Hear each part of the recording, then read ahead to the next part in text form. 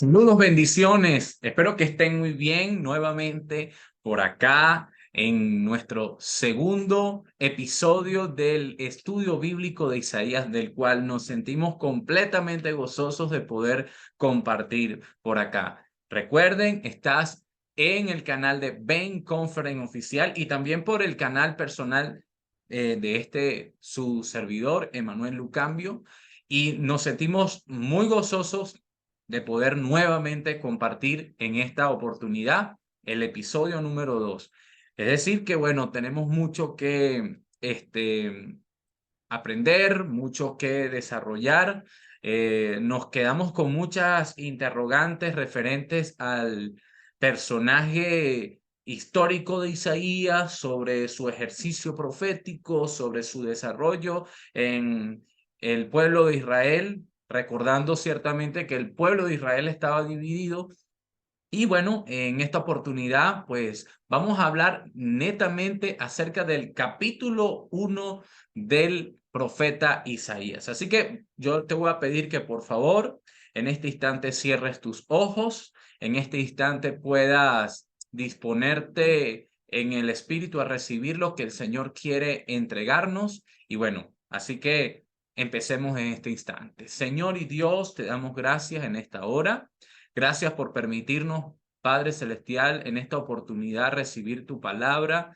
Gracias porque tú nos has dado, Jesús, el deseo, Padre, de estudiarla con profundidad ante un mundo, Padre, donde existen muchas, Padre, filosofías, muchas sectas, muchas interrogantes, muchas personas que estudian la palabra, pero no tienen, Padre de los cielos, la noción de lo que significa tu palabra, Señor. Gracias porque tú nos has dado a nosotros, Señor, el deseo, Padre, de estudiarla, pero hemos dejado que el protagonista sea tu Espíritu Santo, Señor.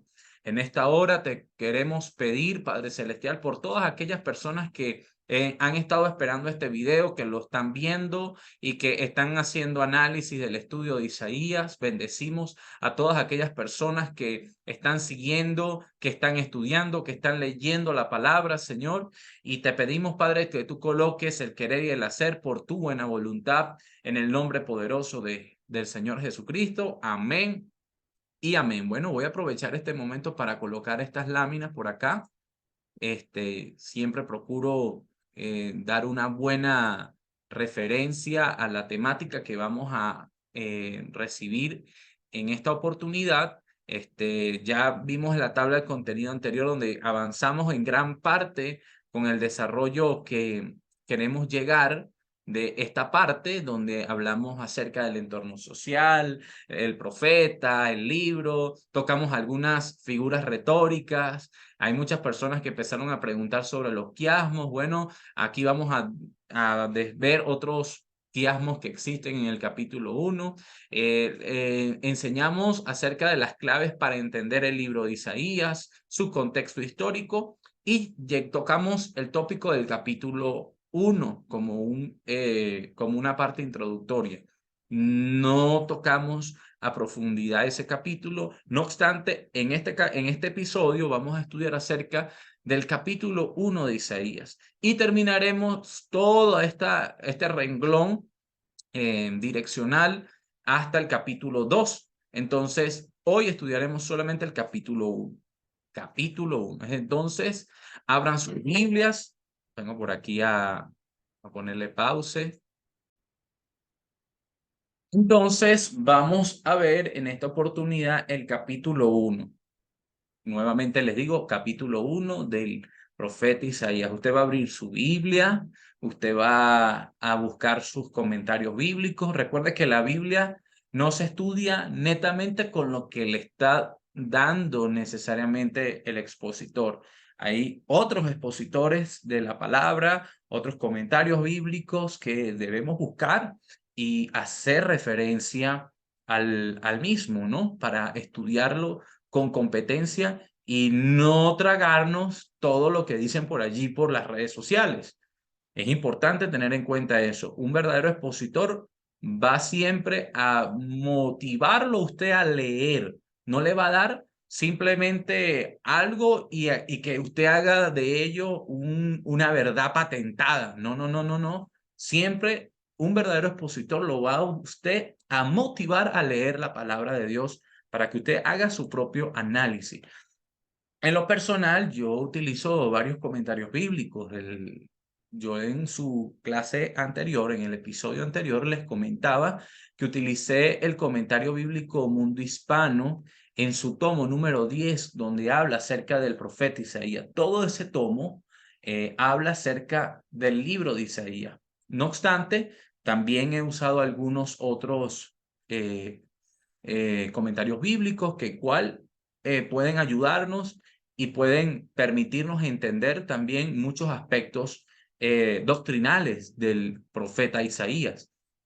Pero les dije que por lo general usamos este libro llamado Isaías, los tiempos de cumplimientos de Iván Sanderson. Este libro, les dije a ustedes, es escrito por un mormón. Ahora bien, nosotros teniendo criterio, teniendo bastante análisis y teniendo una posición fija, tenemos que dejar claro que no somos mormones. Primero porque los mormones creen en la poligamia. En su eh, tesis, ellos formulan como un acto que no es pecado. Sin embargo, la misma Biblia habla que ciertamente es pecado. Por allí yo publiqué algo referente a ello sobre el hombre que ama a una sola mujer de mil maneras. Así que hago ese inciso para que vayan a mis redes sociales y busquen esa publicación y lean algo referente a ello. Porque a diferencia de lo que creemos nosotros los cristianos, los mormones tienen esta posición muy enmarcada. Ahora bien, yo les dije que tuvieran cuidado con este libro, pero vamos a usar este libro porque si hay algo que no vamos a negar es que Sanderson hace un estudio muy potente al verificar los quiasmos que hay dentro del libro de Isaías como estudio de las figuras retóricas. Entonces, sí, vamos a usarlos porque si hay algo que tenemos que dejar claro es que las figuras retóricas están presentes en toda la Biblia y nosotros tenemos que utilizar esos recursos porque cuando nosotros entendemos que todos los expositores o escribas de la palabra de Dios colocaron o hicieron referencia a estos quiasmos, no. Esto nos permite entender mucho mejor el pasaje, entender mucho mejor lo que ellos quisieron transmitir. Entonces, usamos este libro y les dije, tengan cuidado con este libro al momento de leerlo, porque hay que tener cuidado también a la referencia que él hace sobre el libro del Mormón. Tener cuidado sobre lo que explica. Yo recuerdo, voy a hacer un testimonio acá, que esta secta, yo lo digo abiertamente, es una secta, por lo general tiende a regalar los libros a las personas y lo digo como de forma de testimonio y no digo que lo haría por mal, pero sí lo hicieron, se lo hicieron a mi hermana, le regalaron un libro del Mormón y en su portada dice lo siguiente, fíjense lo que dice la portada del libro del Mormón: el otro testamento de Jesucristo. ¿Y qué explicamos nosotros en el episodio número 1? Que no existe otro testamento del Señor Jesucristo, sino que hay uno solo. Hay un solo evangelio, hay una sola forma de adorar a Dios. ¿Y quién nos lo reveló? Cristo. Cristo no vino a presentar otro evangelio. Es más, quien presente otro evangelio, otro recurso bíblico, el apóstol Pablo dice en Gálatas, el cual sea anatema. ¿Y qué significa anatema? Significa maldito. Y esto es curioso porque la pregunta es, ¿por qué entonces los mormones no hacen referencia a este punto? ¿Por qué no hacen referencia cuando citan al apóstol Pablo? Porque están muy interesados en conservar su ideología sectárica. Entonces es importante que tengamos en cuenta eso. Fíjense, el otro testamento de Jesucristo. ¿Acaso hay otro evangelio? Preguntó el apóstol Pablo en el libro de Gálatas. Hay otro evangelio, Gálatas 1, 6. al versículo 9. Estoy maravillado de que tan pronto hayáis alejado del que os llamó por la gracia de Cristo para seguir un evangelio diferente. ¿Un evangelio? ¿Acaso hay otro evangelio? ¿Acaso hay otro? Y fíjense, el apóstol Pablo deja claro, no que haya otro, no que haya otro evangelio, una otra Biblia, no, no, no, no, sino que hay algunos que os perturban. Y hoy vamos a hablar en este episodio acerca de la secta de los mormones. La secta de los mormones fue creada en Estados Unidos para perturbar y pervertir el evangelio de Cristo. Fíjese, más aún nosotros o un ángel del cielo, es decir, un ángel como se le presentó al profeta José Smith o pseudo profeta José Smith, anunciare otro evangelio diferente del que os hemos anunciado sea anatema. Como antes hemos dicho, también ahora lo repito, dice el apóstol Pablo, si alguno predica diferente evangelio del que habéis recibido, sea anatema. Y es curioso que los mormones crean que tomar café es pecado y la poligamia no sea pecado. Entonces, es importante tener en cuenta este aspecto, porque el profeta Smith fue un profeta o pseudo profeta que de una u otra forma llamó la atención en los Estados Unidos por su forma de predicar, su forma de dar algunas profecías, e inclusive en la forma en que posicionó a los mormones como una referencia. El hombre, cuando empezó a predicar, por supuesto, fue perseguido. Y si hay algo que llama poderosamente la atención es que cuando usted persigue a una persona como José Smith, obviamente las personas que lo siguen aumentan. Y tanto así que, bueno, la secta de los mormones alcanzó un número enorme en los Estados Unidos. Es más, actualmente en los Estados Unidos la poligamia se permite en algunos estados de allá de los Estados Unidos. ¿Y por qué hablamos de José Smith? José Smith, como les decía, fue un profeta que nació en 1805 y desarrolló su ministerio entre 1840 y 44 atrás, 10 años atrás, y fue un hombre que fue resaltante en la historia de las enseñanzas del mormonismo como tal. Ahora, también hay que detallar que detrás de él también está la historia del plagio más grande de la historia. Y este hombre que usted ven aquí es Solomon Spalding o Salomon Spalding, dicen algunos que se pronuncia de la manera siguiente. Y resulta que Solomon Spalding fue un escritor de ficción en tiempos de José Smith. Ahora, cabe destacar que hay muchas hipótesis, muchas teorías sobre el escrito de Solomon Spalding, pero curiosamente ese escrito de Solomon Spalding llegó a manos de José Smith. Y es allí donde José Smith empieza a formular estas enseñanzas basados en el libro de Solomon Spalding.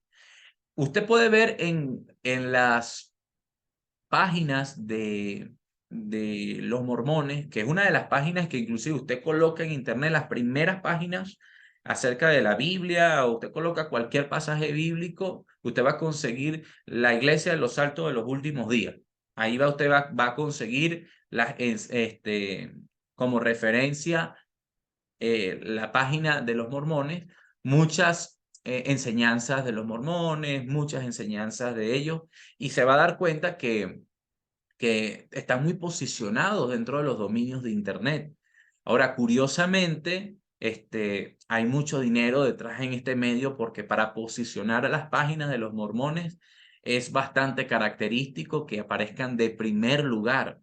Entonces, hago este punto de partida en esto porque José Smith agregó, por supuesto, en sus fragmentos del otro testamento del Señor Jesucristo, partículas del libro de Isaías. Y es por eso que tenemos que tener cuidado. Y hago bastante fuerza a este punto porque existe mucha ignorancia al respecto y, y pareciese que dentro de ese cúmulo de sectas también nos incluyen a nosotros los cristianos, y ahí es que tenemos que hacer bastante hincapié de que nosotros no creemos en la poligamia, nosotros no creemos en el otro testamento del Señor Jesucristo escrito por José Smith o Solomon Spalding, cualquiera que sea, porque la Biblia nos deja muy claramente en el libro de Gálatas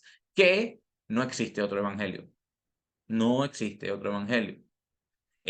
Por supuesto, a diferencia de los mormones, tomamos café porque creemos que tomar café no es pecado. Por supuesto, habrá quienes crean como quienes no, habrá quienes les hace daño como no. Hay que respetar ese punto, pero también dejamos claro que más allá del café, más allá inclusive que de la misma poligamia, la Biblia deja muy claro en Gálatas es que no existe otro, no existe otro testamento, no existe otro evangelio, no existe otra forma de pensar de Cristo, porque Cristo nos dejó muy clara su manera de pensar, nos dejó muy clara en la palabra por medio de los apóstoles cómo se iba a organizar la doctrina, y para ello tenemos al apóstol Pablo, quien le dio orden a la estructura doctrinal de la palabra. Ahora bien, ¿por qué se usan los quiasmos para estudiar al profeta Isaías? Y es por eso que nuevamente regreso al libro de Sanderson, porque los quiasmos refuerzan la idea principal del lector o del escritor en este caso.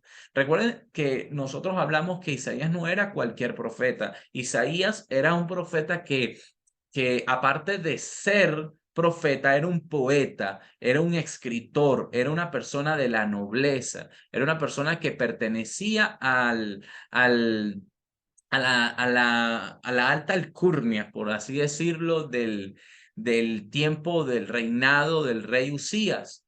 Y él utilizó varios quiasmos porque es una de las figuras muy características del tiempo en que se escribía.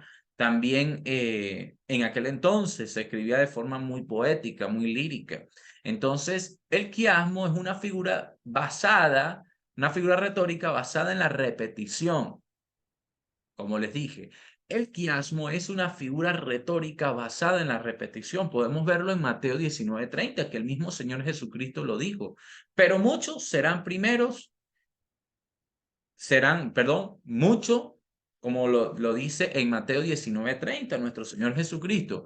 Pero muchos primeros serán últimos y muchos últimos serán primeros. Es un quiasmo. Y vemos allí la idea cruzada de muchos primeros, que es la idea principal, serán últimos. Serán últimos. Pero muchos últimos serán primeros. Esto genera una significación particular en la expresión y refuerza una idea, ya que la repetición cruzada causa sorpresa y lleva a la persona a reflexionar sobre lo mismo. Asimismo sucede en el libro de Isaías. Esto lo expusimos en el episodio anterior, pero vamos a reforzarlo porque también lo vamos a ver en este capítulo 1, y lo vimos también acerca del versículo 8 del Isaías capítulo 1. Dice, la hija de Sión ha quedado en una cabaña, en una viña, como una choza en un melonar, como una ciudad sitiada. La hija de Sión, la idea ha quedado como en una cabaña, en una viña, en una choza, en un melonar, como una ciudad sitiada. ¿Y cómo es eso? Bueno, la hija de Sión ha quedado sola. Esa es la idea que nos llega a reflexionar, pero el profeta va más allá y da una comparación. Y usted cuando ve esta palabra como, es un símil o una comparación. Fíjese, como una cabaña en una viña. Es decir, en una viña no, por lo general es un viñedo, no hay cabañas. Pero resulta que en esta viña sí hay una cabaña. O sea, quedado sola, una cabaña sola en una viña, una choza en un melonar, como una ciudad sitiada, es decir, quedó devastada, que no hay higiene, no hay cuidado, porque si en una cabaña, en una viña, que nos está dando a decir que ciertamente en las viñas por lo general hay gente trabajando, hay gente cuidando más que todo el viñedo, el sembradío, lo que se ha realizado en las labores de trabajo. En el melonar están haciendo las labores necesarias del melonar, pero ¿cómo quedó la hija de Sión? Pues bueno, ¿cómo está esa cabaña?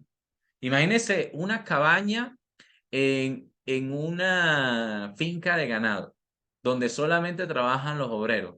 Ahí no hay cuidado, tiran los zancos, tiran las herramientas. Aparte de eso, la gente llega y se tira las botas, las tira por allá. Así está queriendo decir el profeta, que fue lo que sucedió. La hija de Sión quedó destrozada. A lo que tenían como resguardo, mire, eso quedó destruido. Una ciudad sitiada. Así quedó. ¿Cómo? Y por eso utiliza un hipérbole, el profeta. Un hipérbole, un símil. Y lo vemos también en Isaías capítulo 1, versículo 15. Cuando extendáis vuestras manos, yo esconderé de vosotros mis ojos. Les expliqué este tipo de quiasmo, que es un quiasmo ABC-CBA.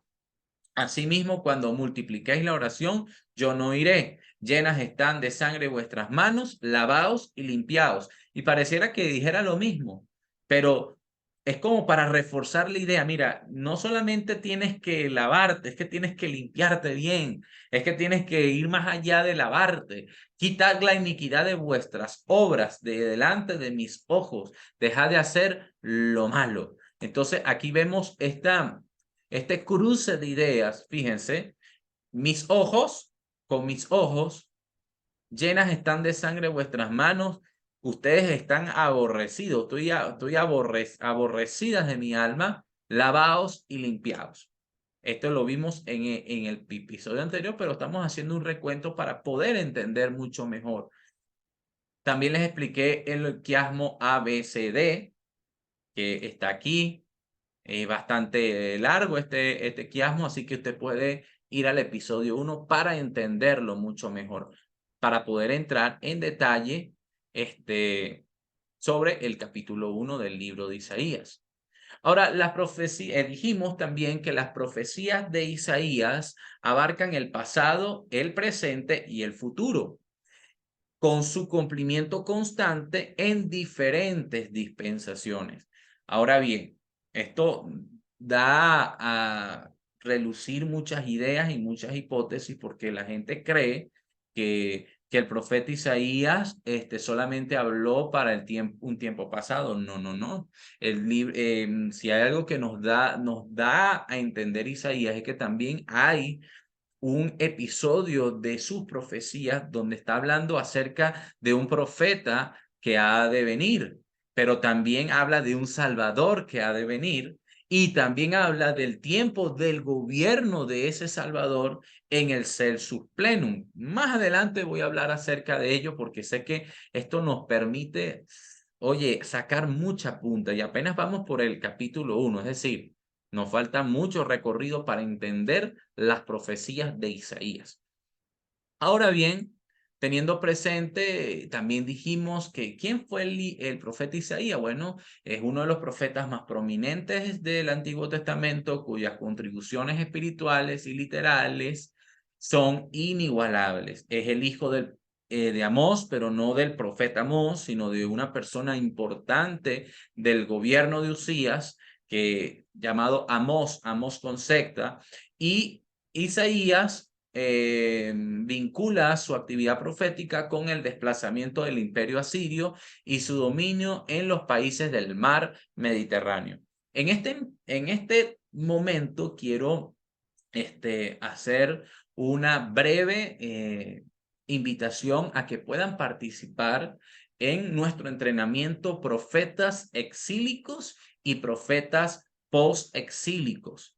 este material que usted va a ver con el profesor José Jiménez es extraordinario, un recuento de todos los reyes que de una u otra forma estuvieron presentes, pero más allá acerca de los profetas, quienes de una u otra forma fueron colaterales con los reyes del, los reyes de Israel. Acuérdese que en el episodio 1 hablamos acerca este, de que el pueblo de Israel fue un imperio dividido, el imperio del norte con el imperio del sur, y después de que Roboán tomara el trono de su padre Salomón, también hubo alguien que le fue como detractor, que fue Jeroboam, y ahí empezó un linaje diferente en el reino del norte y Judá en el reino del sur. Entonces, es importante que tengamos esto porque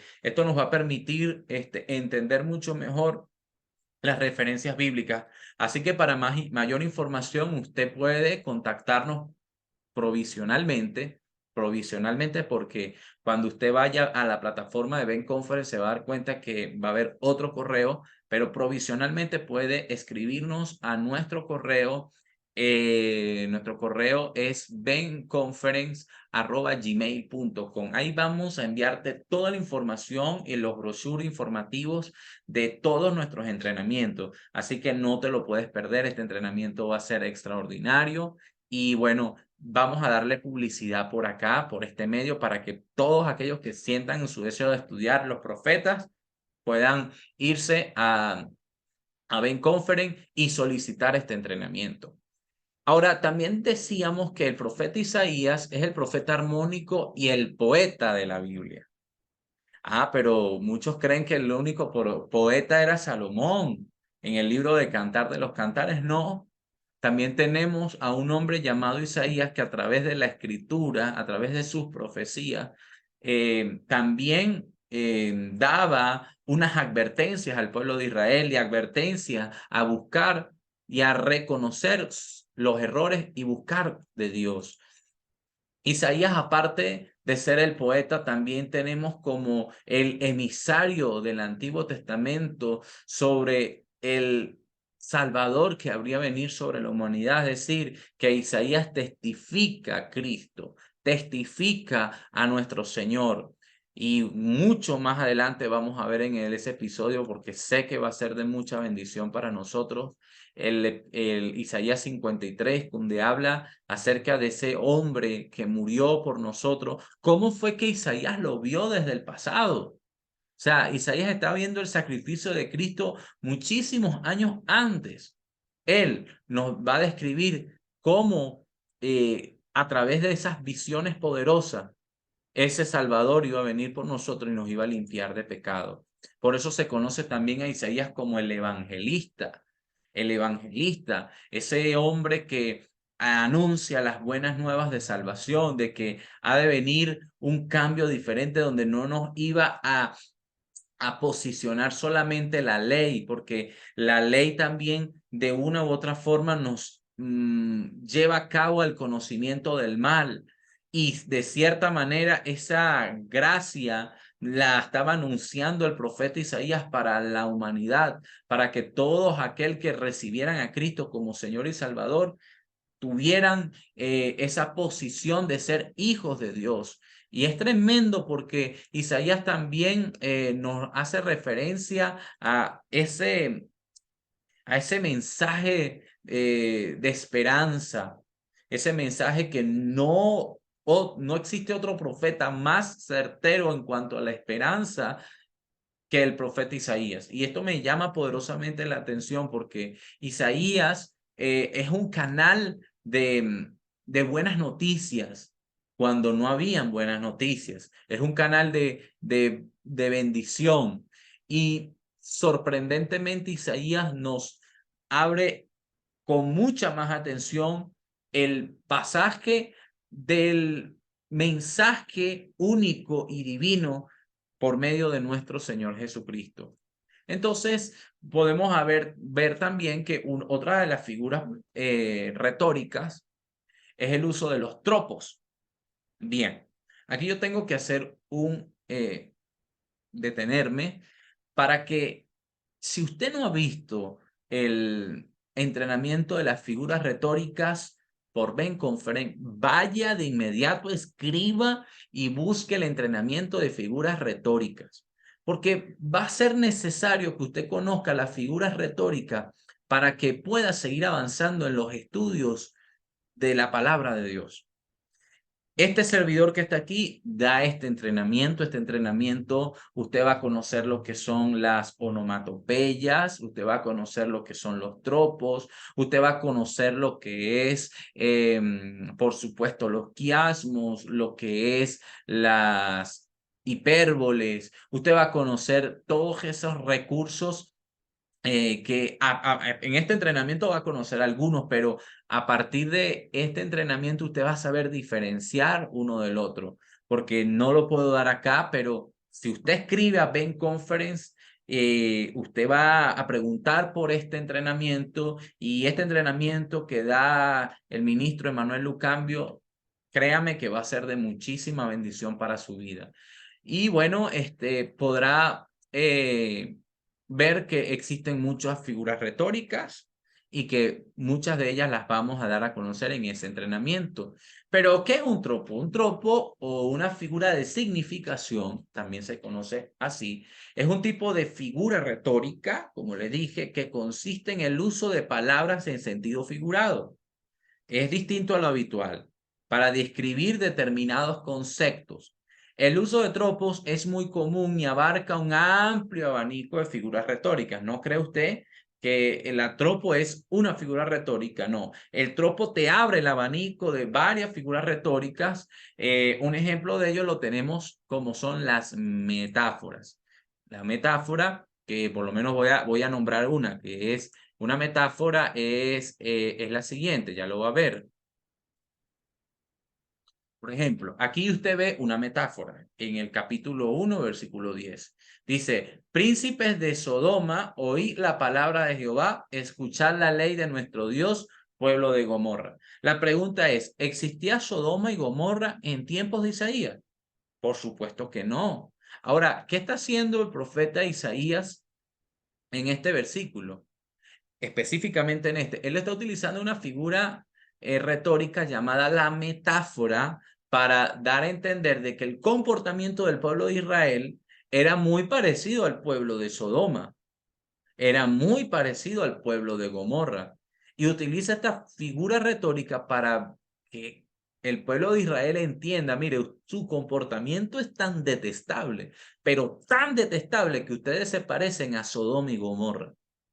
Su comportamiento es tan vil y tan degenerado que ustedes tienen un comportamiento horrible. Ustedes se están comportando peor que el pueblo gentil. Ustedes no tienen nada de Dios. Su comportamiento es asqueroso.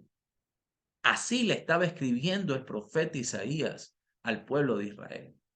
Lo compara como hombres que están haciendo lo más menospreciado. Así les está diciendo el profeta Isaías: príncipes de Sodoma.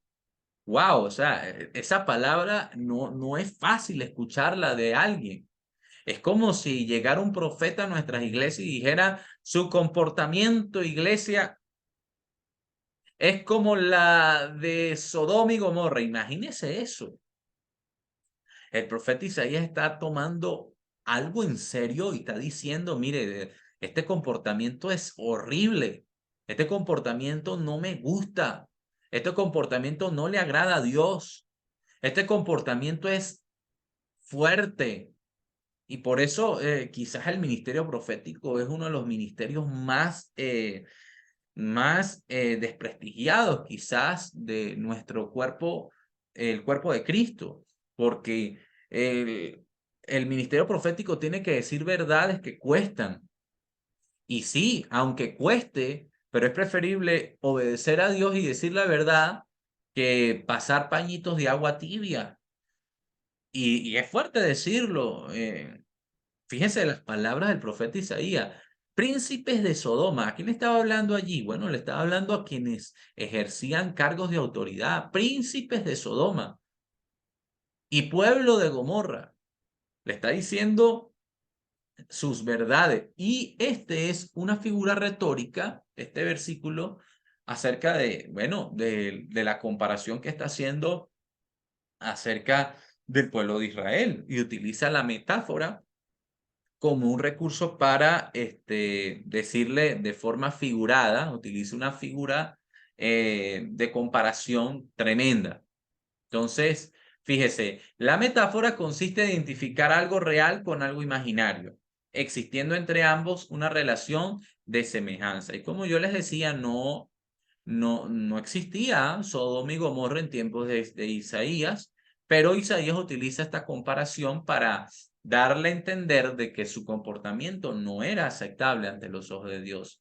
El símbolo es una figura retórica, también esto conocido como un símbolo, por eso cuando por lo menos dice príncipes de Sodoma, entonces príncipes de Sodoma, Sodoma viene siendo un símbolo, es parte de esa metáfora, pero el símbolo es Sodoma, que consiste en utilizar un objeto real para referirse a algo espiritual o imaginario o simplemente para evocar otra realidad. Entonces, el símbolo ya, es lo que les venía diciendo, príncipes de Sodoma, príncipes de Sodoma, ese es el símbolo como tal, está evocando a alguien que está en un puesto de autoridad, pero su comportamiento no es el que debe de tener según los preceptos y los mandatos bíblicos. No, su comportamiento es parecido a los príncipes que habían en Sodoma.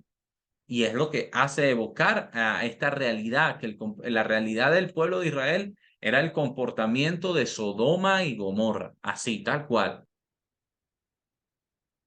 Ahora bien, ya teniendo presente lo que son los tropos, lo que es la metáfora, lo que es el símbolo, ahora sí vamos a estudiar el capítulo 1 para que nos demos cuenta que de cierta manera, dentro del capítulo 1 existe toda esta variedad de figuras retóricas, quiasmos, metáforas y símil, eh, y bueno, todo lo que hemos explicado. Recuerden escribirnos a nuestro correo benconferen@gmail.com para que ustedes puedan ver todos estos entrenamientos referentes a la figura retórica. Entonces, capítulo 1. Ahora sí, introducimos el capítulo 1 de Isaías. O sea, imagínense todo lo que tenemos que ver para poder entrar al capítulo 1. De esta manera es que es recomendable estudiar la palabra, ver todo el aspecto de introducción, analizar el contexto histórico y ahí sí podemos entender cada capítulo. Bien, el capítulo 1 comienza revelándonos algunos elementos de una nación apóstata. Como les dije anteriormente, el profeta Isaías hace una metáfora y compara al pueblo de Israel con Sodoma y Gomorra, una nación corrompida, una nación rebelde, pero también se muestra a un remanente pequeño que permanece fiel, que permanece atado a las promesas de Dios y de cierta manera es obediente a lo que dice su palabra. Ciertamente, cuando vemos el capítulo 1, ya leímos esa referencia en los tiempos que hubo algunos gobernantes en el pueblo de Israel. Y aquí es cuando comienza. El buey conoce a su dueño y el asno el pesebre de su señor. Israel no entiende, mi pueblo no tiene conocimiento. Ahora bien, ese versículo 3 hace como una especie de detallado referente a que el buey conoce a su dueño y el asno el pesebre de su señor. Ahora, fíjense que la iglesia tradicional, la iglesia católica, hace referencia a este versículo como ese versículo de que en el pesebre donde nació nuestro Señor Jesucristo había un buey y había un señor. Es más, cuando hacen los nacimientos en fiestas navideñas, comúnmente colocan a la Virgen María, al, a San José, al niño Jesús, y al lado al buey y al lado al burrito o al asno. Ahora, curiosamente, ahora la pregunta es, ¿será que Jesús nació en un pesebre? Esa es la pregunta del millón. ¿Será que Jesús nació verdaderamente en un pesebre? Porque la Iglesia Católica refuerza esto y lo deja como una enseñanza posicional. Y nacimiento que no tenga un buey y nacimiento que no tenga un burro, no es pesebre, no es nacimiento. De esa manera fue que nació Jesús. Ahora, vamos a desmitificar este, esta cultura, porque de cierta manera no podemos agarrar este versículo y hacerlo algo doctrinal, una enseñanza posicional, porque no es así. Fíjate, lo que está haciendo el profeta Isaías es dando a entender de que si los animales conocen a su dueño, más nosotros como creyentes debemos conocer quién es nuestro Padre, quién es nuestro Señor. Eso es lo que está tratando de decir el profeta. No es que el pesebre o el nacimiento, ahí había un burro y había un buey. No, no, no. Fíjese, aquí la segunda idea del versículo es que Israel no entiende, mi pueblo no tiene conocimiento. Está haciendo referencias a la actitud de las personas que habían en ese lugar. No tenían conocimiento de quién es Dios. O sea, que estaban peor que los animales, que no tenían claro quién era su Dios por la idolatría que había en aquel entonces. Fíjese, entonces dejo esa pregunta abierta. ¿Nació Jesús en un pesebre? Bueno, hay que irnos ahora al Nuevo Testamento y analizar ese pasaje, porque fíjense lo que dice Lucas 2.7. Lucas 2.7 dice, y dio a luz a su hijo primogénito y lo envolvió en pañales. Ahora la pregunta es, ¿será que esos pañales también eran los pañales Pampers, los pañales Huggies? O no, no, porque parece que nuestro castellano no logra ver que no eran cualquier pañales. Y lo acostó en un pesebre, dice Lucas, porque no había lugar para ellos en el mesón. O sea, este está en Lucas capítulo 2, versículo 7. Y también lo tenemos en Lucas 2.12. Esto servirá de señal. Hallaréis al niño envuelto en pañales, acostado en un pesebre. Lucas 2.16 también lo dice. Vinieron pues apresuradamente y hallaron a María y a José y al niño acostado en el pesebre. Ahora, la palabra griega que nosotros conseguimos para pesebre hace referencia a un establo, a un lugar humilde.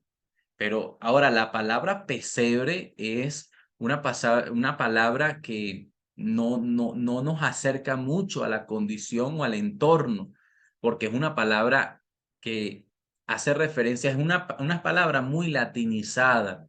Ahora, si nos vamos a las conductas de aquel entonces, la palabra que nos hace referencia es la palabra suka, que es una palabra hebrea, una palabra que nos hace referencia a que la vida de los hebreos en aquel entonces era una vida peregrina y que se estaba celebrando la fiesta de los tabernáculos y la gente por lo general hacían como una especie de cabañas o de sucot.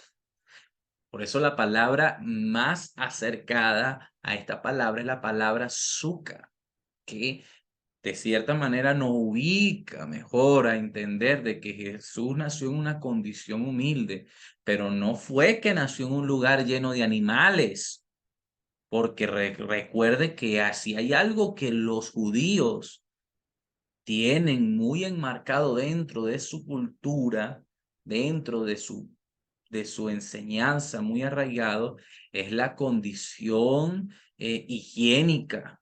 Es más, hay algo que ellos tienen como norma, que es las leyes de higiene dentro de su ADN, es que no comen cualquier cosa, no comen, y mucho menos una mujer va a estar teniendo un niño en un lugar donde hayan animales. Entonces, si hay algo que nos deja claro la palabra, es que era un lugar de condiciones muy límite, por supuesto, condiciones donde había, por supuesto, cabe destacar que había una especie de persecución sobre los niños menores de 2 años. Es decir, que este niño nació en unas condiciones fuertes, no nació normal. Jesucristo no nació en cualquier sitio como veníamos acostumbrados, pero tampoco fue que nació al lado de un burro y de un buey, por el amor a Dios. Entonces, la iglesia tradicional quiere tener esta referencia que hubo condiciones infrahumanas. No, no, no, no. Él nació en un lugar con una condición límite, por supuesto, pero tampoco fue que nació en un lugar de insalubre. No fue así, por supuesto.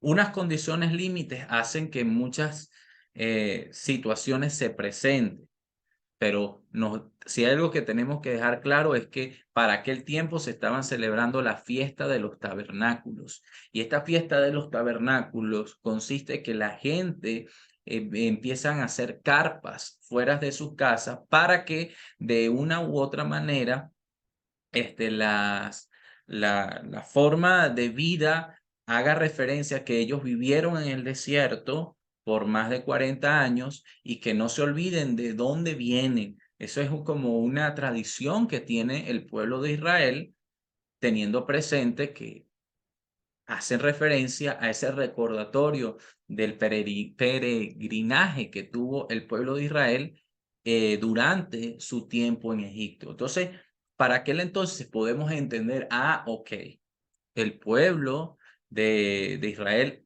tiene como costumbre salir a hacer estas tiendas o sucas en la calle, y allí fue que el Señor Jesucristo nació en una condición bastante difícil.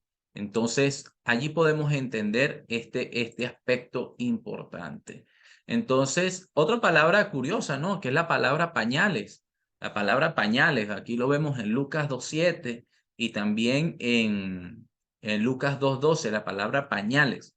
Ahora, estos pañales no eran pañales, como yo les dije, pañales de niño de 0 meses, pañales de 2 meses, y ahorita que mi esposa y yo estamos viendo diferentes tipos de tamaños de pañales. No, no, no. Estos pañales eran las vestiduras sacerdotales, donde aquellos sacerdotes que tenían ya tiempo usando estas vestiduras en sus túnicas o en sus turbantes, ellos pasaban estas túnicas y se lo daban a las madres para que los niños fueran envueltos con una especie de protección al niño.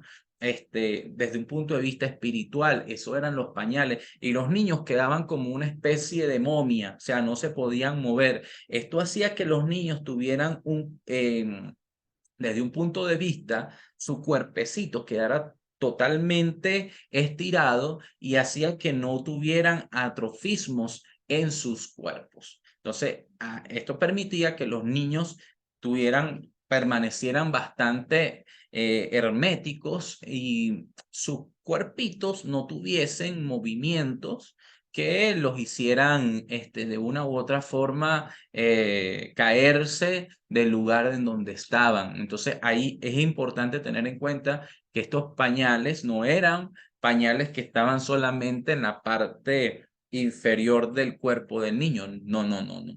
Eran vestiduras sacerdotales que los sacerdotes se entregaban a las madres, y ellos envolvían a los niños en aquel entonces. Importante y curioso que por lo menos este nacimiento, si en su casa lo hacen, tengan en cuenta que el origen del burrito con el buey es totalmente pagano. Esa idea no nace ni siquiera en la Biblia, no tiene ningún tipo de idea desde el punto de vista bíblico. Todo lo contrario, estamos desmitificando esta tradición que no tiene nada que ver con lo que dice la palabra de Dios. Entonces, capítulo 3 del versículo 1 de Isaías dice: Israel no entiende mi pueblo no tiene conocimiento. Este es el enfoque como tal del capítulo 1. La conducta del pueblo de Israel no entendía. Y eso nos recuerda a Oseas capítulo 4, versículo 6, cuando dice, mi pueblo fue destruido porque le faltó conocimiento. Por cuanto desechaste el conocimiento, yo te echaré del sacerdocio. Y porque olvidaste la ley de tu Dios, también yo me olvidaré de tus hijos. Curioso esto, era el mismo comportamiento que recaía en el pueblo de Israel. Habían generaciones que buscaban a Dios, pero habían generaciones que se perdían, tenían una condición de detestar las conductas del pueblo santo y no hacían caso al llamado de arrepentimiento. Capítulo 1, versículo 6 dice, desde la planta del pie hasta la cabeza, en él no hay cosa sana. Estaban podridos, dice, sino herida, hinchazón y podrida llaga. El pecado era lo que estaba caracterizando al pueblo de Israel. No están curadas ni vendadas ni suavizadas con aceite. Está haciendo el profeta un análisis acerca de que cuando habían heridas y cuando la gente caminaba mucho por las calles, por lo general, como caminaban en sandalias, se generaban hinchazones y la gente que tenía ciertas heridas por el polvo se contaminaba la herida y hacía que se generara una llaga. Entonces, para poder limpiar esa herida, la gente tenía que limpiarse los pies y aparte de eso tenían que ser curadas con vendajes especiales que habían en aquel entonces, con telas que tenían olor a algunas fragancias de aquel entonces. Y aparte de eso, por eso la palabra dice, no estaban vendadas ni suavizadas, porque no era que había un suavizante, no, es que habían aromas o algunas hierbas que soltaban una especie de olor sabroso o balsámico que hacía que el pie se suavizara, el pie soltara esas llagas. Entonces, ese aceite era característico porque hacía que los pies duros empezaran a ser suaves. Entonces, ahí el profeta Isaías está diciendo, mire, están tan podridos, tan desorientados que no se dan cuenta que están caminando con llagas y nadie les ha vendado su herida, nadie les ha vendado su llaga, nadie les ha curado, nadie les ha hecho este tipo de tratamiento para que puedan caminar mejor, para que puedan curarse. Todo lo contrario, lo que están es, ya huelen mal, ya huelen horrible. Y el profeta Isaías es muy crudo al hacer este tipo de metáfora, porque esta es una metáfora que de cierta manera nos invita a ver cómo están nuestros pasos delante de Dios. Entonces, vuestra tierra está destruida, vuestras ciudades puestas a fuego. ¿Qué quiere decir? Que en ese momento el pueblo de Israel estaba pasando una invasión por parte del pueblo asirio. Vuestra tierra de vosotros comida por extranjeros y asolada como asolamiento de extraños. ¿Por qué? Porque ya el pueblo de Israel estaba sintiendo la fuerza y la potencia de un imperio, el imperio asirio. Y en el próximo episodio vamos a hablar acerca de esos imperios que gobernaron en tiempo del profeta Isaías. Dice, y queda la hija de Sión como enramada en viña. Ajá, como les estuve diciendo hace rato que era como una cabaña en un melonar, como una casa en una viña.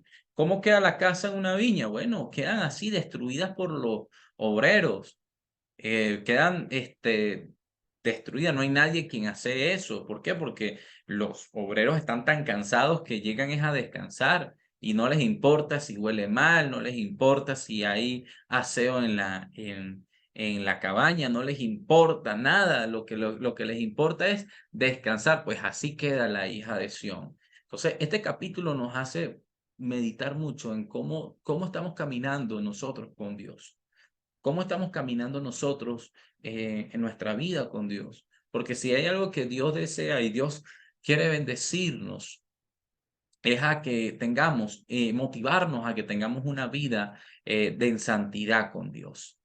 Y de cierta manera vemos el quiasmo que anteriormente les presenté en el versículo 8, el quiasmo ABBA. Si no ha visto el episodio 1 o la introducción de este episodio, puede verlo. Ahí explico mucho mejor acerca de este quiasmo.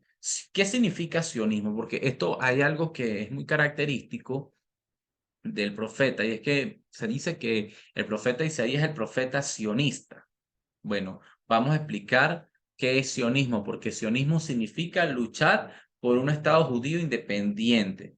Y sacaríamos de base el estudio de Isaías si hablamos de que Isaías es un profeta sionista. No. Isaías utiliza el símbolo de Sión como aquel lugar. Por eso vean lo que dice la hija de Sión. Aquí, la hija de Sión. Está hablando del lugar, de un lugar sagrado, de un lugar sagrado, de que eso sagrado dejó de ser sagrado prácticamente, dejó de ser limpio, dejó de ser pulcro para ser un lugar hostil, apartado de Dios. Entonces, si vamos a tocar varios aspectos del sionismo en este estudio de Isaías, porque de cierta manera vamos a tener muchas corrientes que van a decir que Isaías es un profeta sionista. En este caso no es así. Bien, y porque hago bastante referencia a esta estrella, que es la estrella de David, en rojo, porque la estrella de David en rojo hace referencia al estado del sionismo. La palabra Sión, el nombre de una colina en la ciudad de Jerusalén, pero los sionistas utilizan esta simbología de la estrella de David en rojo porque hablan de la fuerza, ellos dicen que es la fuerza del carácter sionista como tal, pero hay varios libros, yo leí este libro es extraordinario, ha sido un bestseller en Estados Unidos y uno de los libros más vendidos acerca de la historia de los judíos.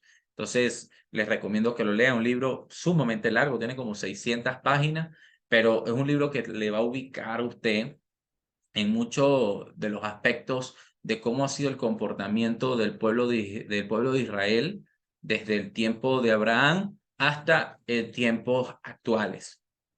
Bien, aunque tengo que dejar claro que en este punto del sionismo, no todos los judíos viven en Israel y no todos los habitantes de Israel son judíos. Hay musulmanes, hay árabes, hay muchos latinos que no necesariamente son judíos.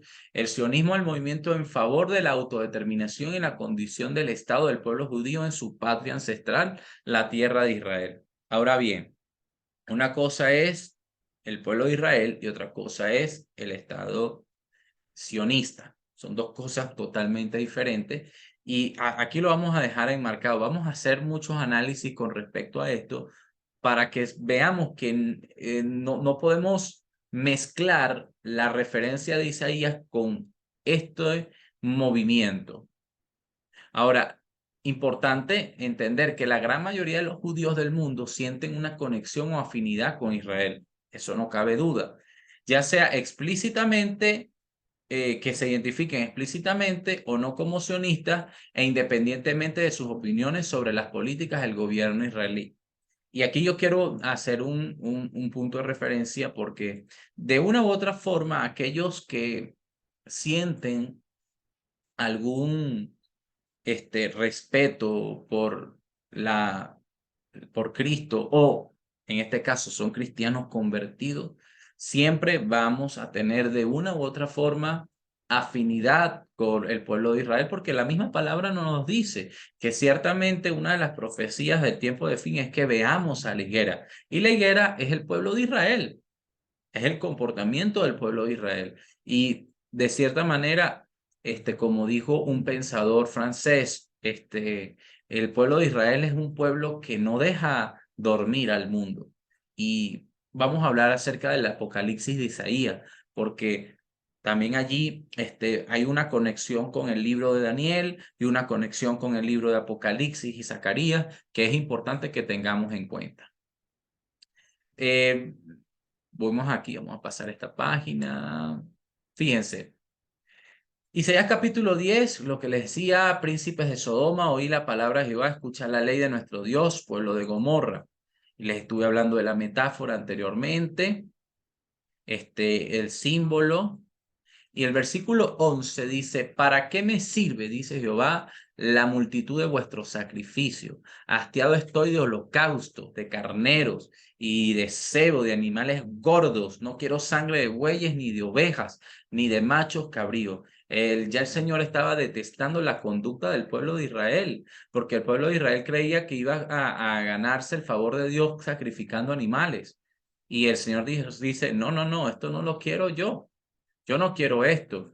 ¿Quién demanda esto de vuestras manos cuando venís a presentaros delante de mí para hollar mis atrios? O sea, el Señor dice que ya va, esto no es así. Ustedes no están comprando el favor mío con los animales. O sea, te pueden matar todos los animales que quieran, pero si su conducta sigue igual, ustedes no van a agarrar mi favor. Ustedes tienen que ser obedientes de corazón. Y esto nos recuerda prácticamente ese pasaje de en primera de Samuel 15, 22, 23, cuando Samuel dice, ¿qué agrada más al Señor? Que se le ofrezcan holocaustos y sacrificios o que se le obedezca lo que él dice. Prácticamente era la misma situación que estaba viviendo el rey Saúl. Exactamente. Porque fíjese en lo que dice el profeta Samuel, el obedecer vale más que el sacrificio y prestar atención más que a la grasa de los carneros. La rebeldía es tan grave como la adivinación. ¡Wow! Esto me llama poderosamente la atención porque ¿cuántos cristianos no viven una vida en rebeldía a lo que dice la palabra? ¿Cuántos hombres y mujeres de Dios no son rebeldes a sus autoridades pastorales? Y cuánto, fíjese, y dice, y la arrogancia como el pecado de la idolatría. ¡Wow! Esto es tremendo porque cuántos hombres y mujeres de Dios tienen una vida altiva y arrogante. Hermano, nosotros somos ministros de Dios y tenemos que oler a ovejas. Usted no es la última pexicola del desierto. No se crea usted que es el profeta Elías, porque cuando el profeta Elías en su momento llegó y decía, yo soy el último profeta, y el Señor le dijo, ya va, Elías. Hay todavía un gran número de profetas que no se han inclinado ante el profeta de Baal. No eres el único. ¿Qué te has creído tú? Muchos de nosotros hemos sido tentados por el altivez, por el orgullo. Y el Señor nos dice, mira, eso no me agrada a mí. Y como tú has rechazado la palabra del Señor, Dios también te rechaza. Y Dios nos invita a nosotros hoy a tener una conducta agradable para con Él. No me traigas más vana ofrenda, eso es vano. Ustedes hacen cultos, ustedes levantan las manos, hacen incienso, pero ya va, hacen todo eso, pero eso para mí es abominación. Ustedes hacen un montón de fiestas, la luna nueva, el día de reposo, convocan asambleas, hacen congresos, pero ya va, yo no lo puedo sufrir, dice el Señor. Son iniquidad vuestras fiestas solemnes. Lo que ustedes hacen no me agrada. Es más, esto es la misma conducta que vemos en el capítulo 3 del libro de Apocalipsis en la iglesia de la Odisea, cuando el Señor no habla nada bueno de la Odisea y le hace bastante fuerza y le dice, no, no, no, esta conducta no me agrada, no me gusta su conducta. Y Dios nos está invitando a que tengamos una vida agradable delante de Él. Esto pasaba en el pueblo de Israel, parece que la historia es cíclica. Y lo mismo que vivió el pueblo de Israel es lo mismo que está pasando actualmente.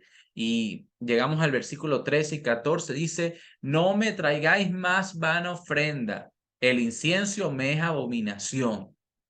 Abominación. ¿Será que lo que estamos haciendo le es abominación a Dios? Hagamos esa pregunta. ¿Será que le está agradando a Dios lo que no hacemos, lo que hacemos? Y les comentaba que en el versículo 13 y versículo 14, ahí quiasmos, doble quiasmo, A, B, C, D, D, C, B, A, y que, cierta manera, vea el episodio 1, donde hago acerca una inclinación hacia este quiasmo que hay aquí y explico detalladamente qué es el quiasmo. También lo explico al inicio de este video. Y tenemos entonces que entender entonces que este capítulo nos deja mucho que pensar, nos deja mucho que analizar. ¿Será que estamos haciendo bien las cosas para con Dios? ¿Será que estamos agradando a Dios en nuestra vida? ¿Será que nuestra vida eh, le está de una manera u otra siendo de testimonio a la gente? ¿O estamos acercando a la gente a Dios?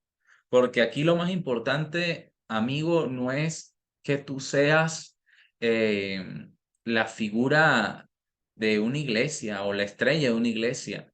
Aquí lo importante es que tú puedas ser luz del mundo.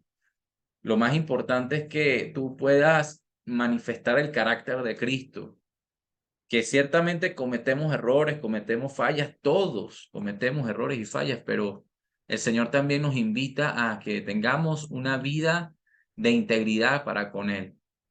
No seamos como aquellos hombres que ciertamente el profeta Isaías comparaba con, con con Sodoma y con Gomorra. No. Tratemos de ser transparentes para con Dios, tratemos de ser agradables a Dios, que nuestra vida sea una ofrenda agradable para Él. No importa todo lo que hagas, si todo lo que haces no lleva a, a que tú tengas una vida en santidad, pues no tiene nada de sentido. Y es por eso que nuestra vida tiene que ser agradable para Él. Llegamos a este punto, Isaías capítulo 1, versículo 15, dice, cuando extendáis vuestras manos, yo esconderé de vosotros mis ojos. Oye, qué tremendo. Imagínese usted levantar las manos, pero que el Señor no vea su conducta, su corazón, porque su conducta habla más fuerte de lo que tú haces y dices para con Dios. Y el Señor te diga, límpiate y lávate. Y esto me recuerda a un tiempo en que en lo personal, personal viví, en que soñé conmigo mismo desnudo. Y la palabra me hacía recordar aquel pasaje del Nuevo Testamento cuando dice que es mejor que que seamos hallados estando vestidos y no desnudos. Dios mío. Y yo me veía desnudo y yo me lloré, en el sueño lloraba y decía, Dios mío, pero no quiero estar desnudo, no quiero estar desnudo, porque de cierta manera nuestra conducta para con Dios es que vivamos, tengamos vestiduras limpias, no que estemos con limpiaduras manchadas y mucho menos desnudos, sino que nuestra vida sea limpia. Y la Apocalipsis dice, y a su esposa se le ha concedido de que se vista de lino fino, que nuestra conductas sea como una vestimenta espiritual agradable para con Dios. Venid luego, dice Jehová, y estemos a cuenta. Y este pasaje me sorprende porque el Señor te da oportunidad de arrepentirte. El Señor da una oportunidad y te dice, y te coloca aparte allí una comparación y dice, si tus pecados fueren como la grana, como la nieve serán emblanquecidos. Hace una comparación, un símil, allí, como, si fueren como la grana, si fueren como lo más oscuro, lo más sucio, lo más putrefacto, va a ser emblanquecido como la nieve. Si fuere rojo como el carmesí, vendrá a ser como la blanca lana. Y eso es lo que nos deja aquí entender este símil, porque el símil también es una figura retórica que consiste en comparar un término real con otro imaginario que se le asemeje a una cualidad.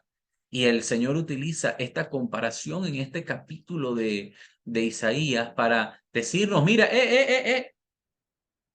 tú puedes tener el pecado más oscuro, pero no existe pecado más oscuro que yo no pueda emblanquecer, y no existe pecado tan grande que yo no pueda perdonar. El arrepentimiento es uno de los primeros principios del Evangelio. Por eso lo dejo claro y enfático dentro de este episodio. Y el perdón es divino. Tienen toda la vida por delante y aunque en el pasado la hayan machado con el pecado, puede estar de felicidad en el futuro. Esta es la obra de salvar y ayudar a las personas con sus problemas. Ese es el propósito del Evangelio. Amén. Tu pecado puede ser perdonado si tú aceptas a Cristo como tu Señor y Salvador. Del capítulo 19, 1 del versículo 19 al versículo 26, vamos a hablar acerca de las oraciones condicionales.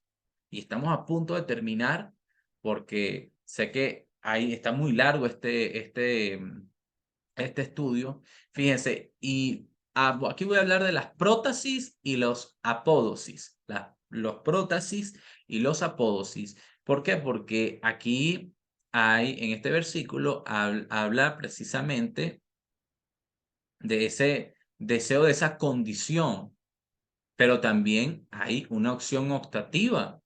Es como cuando hacemos referencia inclusive en la consejería, decimos que cada consejería tiene que ser optativa, brindarle consejos a la gente para que ella misma tenga opciones a decidir.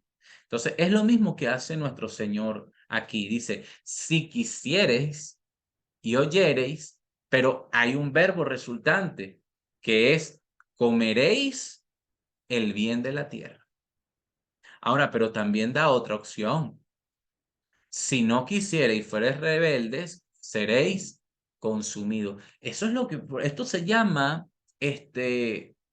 libre albedrío. El Señor nos da a nosotros libre albedrío, amigo, que me estás escuchando. Y Él te dice, si quisieres y oyeres la palabra de Dios, mira, el resultado de esa condición, el resultado de ese deseo, el resultado de haber tomado esa mejor decisión es que vas a comer del bien de la tierra. Pero si no hieres, pues déjame decirte, vas a ser consumido. Y fue lo mismo que hizo nuestro Señor Jesucristo. El Señor nos dio opciones a decidir: el camino estrecho y el camino largo. El camino estrecho es difícil, es complicado, pero oye, hay un resultado de bendición, una acción, una acción resultante que va a permitirnos gozar de un privilegio que va a ser la vida eterna. Pero si no vivimos conforme a los preceptos, estatutos, mandamientos que nuestro Señor Jesucristo nos dice, pues el resultado es fatídico. Y Isaías hace una lamentación profética también, una lamentación por el pueblo de Israel. Y por eso, no solamente Jeremías es un poeta en el libro de Lamentaciones, Isaías también en su escritura nos da a enseñar de que su manejo de la dicción era totalmente diferente, lo que hace que este profeta sea en lo que a mí respecta, el más profesional de todos, porque utiliza técnicas muy explícitas, sencillas, pero a la vez difícil de comprender. Y le dice, ¿cómo te has tornado ramera, oh ciudad fiel? Llena estuvo de juicio en ella y habitó la equidad, los homicidas, mas ahora están los homicidas habitando allí. Asesino. Tu plata se ha tornado en escorias, tu vino está mezclado con agua. Oye, esto es tremendo, porque ¿qué es lo que le está tratando de decir el profeta? Fíjate, le está diciendo, ustedes son, o sea, hay una mezcla. Ustedes son agua tibia. Ustedes son términos grises. Ustedes dejaron de vivir una vida en santidad. Sus príncipes, prevaricadores y compañeros de ladrones. Todos aman las dádivas, el dinero, y van tras la recompensa, no oyen el juicio al huérfano, no oyen en juicio al huérfano, ni llega a ellos la causa de la viuda. Se olvidaron de hacer la bondad de Dios, de tener misericordia. Y entre este versículo del 19 al 23 hay un megaquiasmo. Yo le llamo así que megaquiasmo, que tomaremos otro video para hacer este quiasmo porque es demasiado largo para explicarlo, así que lo vamos a tener como un plus para explicarlo posteriormente. Y versículo 25, y volveré mi mano contra ti y limpiaré hasta lo más puro de tus escorias. Vea lo que quiere hacer nuestro Señor y voy a quitar de ti toda impureza. Oye, esto me llama poderosamente la atención porque aparte que Dios utiliza esto como una doble metáfora, dice, limpiaré hasta lo más puro de tus escorias, hasta lo más puro de tus escorias. O sea, imagínense, es tremendo porque un mineral por lo general tiene muchas escorias cuando se presenta, no se presenta en un grado de afloramiento perfecto, no, tiene muchas impurezas. Y el Señor le dice, voy a quitar tus esporias, voy a limpiarte y voy a quitar por completo todo lo que no me agrada. Y es tremendo porque le está dando un concepto metalúrgico. Yo como técnico superior en mina lo puedo decir, esto se llama metalurgia. Es que un mineral, por lo general, como les decía, no se presenta en su grado más puro, tiene que pasar por un proceso de fundición para poder llegar a ese estado puro. Y la palabra impureza proviene del hebreo bedil, que también significa piedra de estaño. Al mezclar el estaño con oro, desvaloriza el oro sin cambiar su apariencia. Y se volvería mi mano. Se traduce del hebreo significando regresar repentinamente. Voy a volver hacia ti y te voy a limpiar. Fíjense, ¿qué es esto? Ustedes me dirán, Emanuel, eso es oro. No, esto es el oro del bobo o el oro tonto. Es una pirita. Dios no quiere que tú seas pirita. La pirita es muy parecida al oro, pero no es oro. La pirita es muy semejante al oro. A algunos podrá engañar, pero no a cualquiera engaña. Hay gente que ha intentado agarrar la pirita y fundirla y hacerla procesar como oro, pero la gente se da cuenta, no, no, no, esto no es oro, esto es pirita. Y Dios quiere, por medio de la fundición, por medio de la metalurgia divina, quitar todas nuestras escorias porque sabe que hay dentro de nosotros algo muy valioso, que no es pirita, es oro. Y nosotros para Él valemos más que el oro, pero para ello Él tiene que limpiarnos, Él tiene que procesarnos. Y aquí llegamos al clímax del pasaje del capítulo 1. Por tanto, dice el Señor, Jehová de los ejércitos, el fuerte de Israel, tomaré satisfacción de mis enemigos, me vengaré de mis adversarios y volveré mi mano contra ti y limpiaré lo más puro de tus escorias y quitaré tu impureza.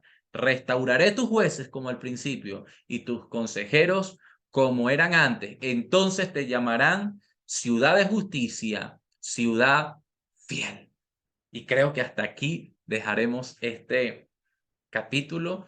Voy a dejar una tarea por acá enmarcada para ustedes que está en desde el versículo 20 al versículo 28, un quiasmo. Ustedes tienen que buscarlo y hacerlo. No olviden que voy a hacer un posterior video a esto explicando el superquiasmo que hay entre el versículo 16 y el versículo 29, pero hay un quiasmo característico. Voy a dejar que ustedes lo puedan realizar y en un posterior video explicaré cuál es ese quiasmo. Así que bueno, para mí es un honor estar por acá, es un honor poder compartir con ustedes. Gracias por permitirme este tiempo, gracias por ponerse a estudiar la palabra con nosotros, gracias por permitirnos ser de un canal de bendición. Espero que puedas hacer tus preguntas. Espero que puedas inscribirte en uno de nuestros entrenamientos. Espero que puedas preguntarnos qué entrenamientos tienen. Hay entrenamientos diversos, homilética, escatología, cómo preparar un evento en tu iglesia. Próximamente vamos a estar hablando de ello y yo sé que va a ser de mucha bendición porque te va a ayudar dentro de tu ministerio. Si tú estás en un ministerio en tu iglesia, todos nuestros recursos de Ben Conference van a ser de mucha, mucha bendición. Así que lo estamos por acá. Episodio número 2, puedes compartirlo con las personas que, que de una u otra manera les encante estudiar la palabra. Pueden darle la campanita tanto al canal de Ben Conference como a mi canal personal, estar pendiente de todas las notificaciones y por supuesto, deja tu comentario. Voy a estar aquí esperándolo y bueno, como no, respondiendo a algunas preguntas que tengan tanto en la comunidad de Ben Conference como en mi canal personal. Bendiciones de lo alto. Declaro para ustedes una semana de bendición poderosa y bueno, que el Señor les bendiga.